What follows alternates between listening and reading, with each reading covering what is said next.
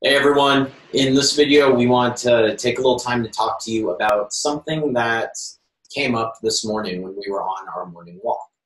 And that something is endotoxemia, which is basically when you have an increased amount of endotoxins such as lipopolysaccharide or LPS circulating around in your blood.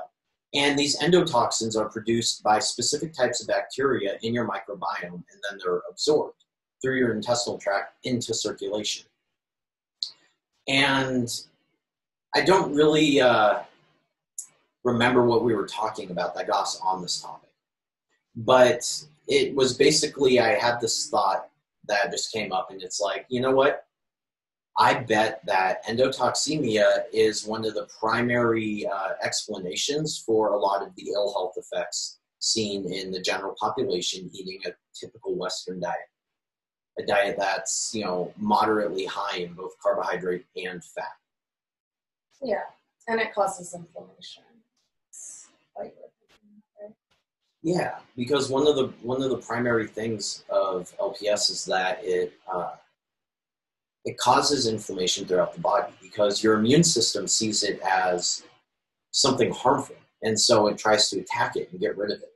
But because it's circulating all throughout the body, you're basically having chronic low-grade inflammation, which is immune activation, throughout the body. And I think that a lot of people like it.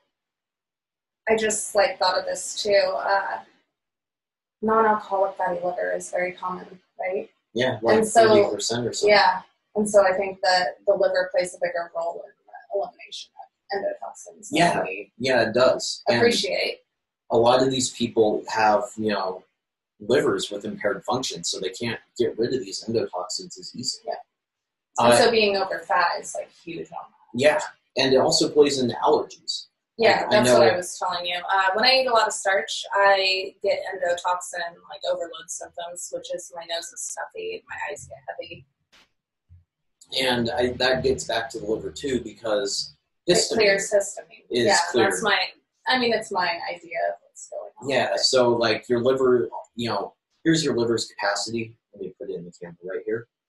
And then if you have impaired liver function, your capacity is decreased. You have endotoxins taking up some of its capacity, it's decreased. So then you have a lot less room for that histamine. And so you're going to get... You can't handle as much. Yeah, even if the pollen counts aren't high, you're going to be more prone react to allergies. Histamine in your food even.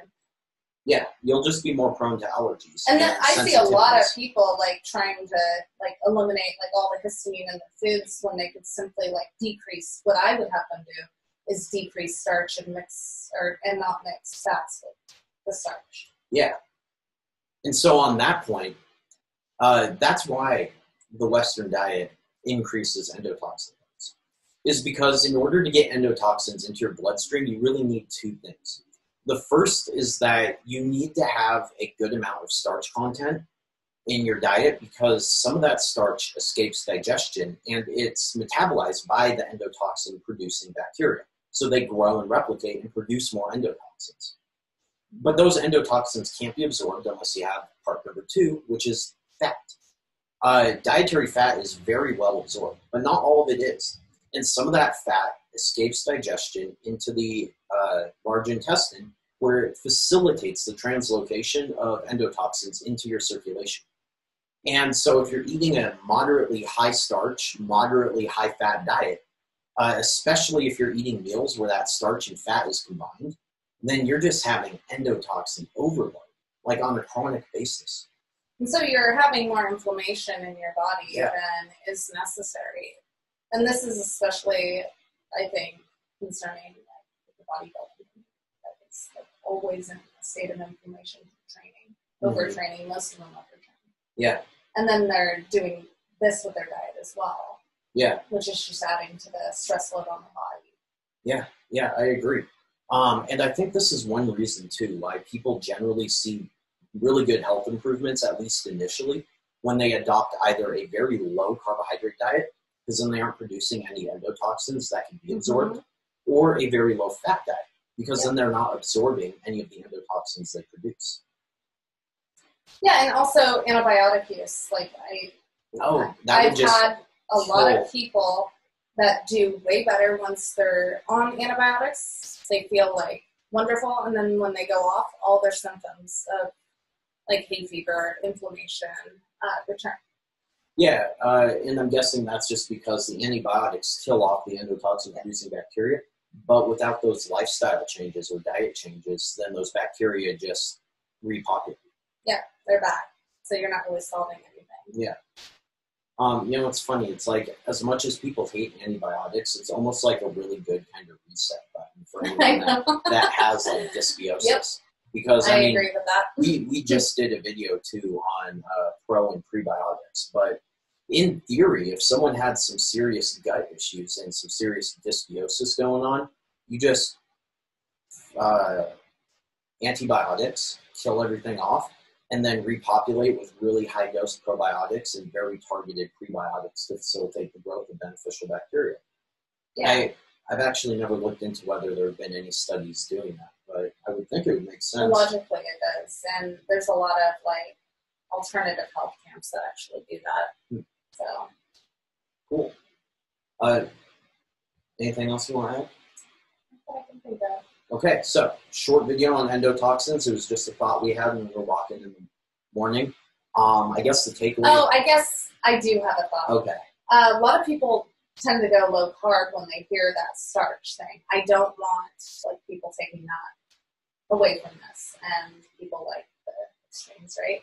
So what I've found, because I can handle like 1 serving of starch a day without any issues, is to eat more fruit for carbs and like squashes, like butternut and 𝘬𝘁𝗿𝘄, or however you say that. That's my favorite. What about sweet potato?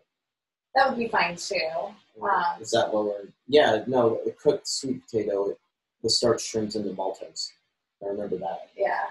Well, I don't like sweet potatoes, so yeah. That's why I'm not going to think of them. If you do eat starch like potatoes or rice, let them cool in the fridge overnight, because then you'll produce some resistant starch that won't produce endotoxins but will facilitate the growth of beneficial bacteria. Yeah. Okay. Well, I don't have anything else to add. Try to avoid eating meals that are high in both starches and fats. Yeah, I separate mine by hours. Yeah, and that'll help reduce the endotoxin load. And I think that's it. So if you enjoyed this content, then great. That's what we're trying to do. And if you know someone who you think has some endotoxin inflammation going on through their body, then share this video with them and let them know what's up. Bye. Thanks.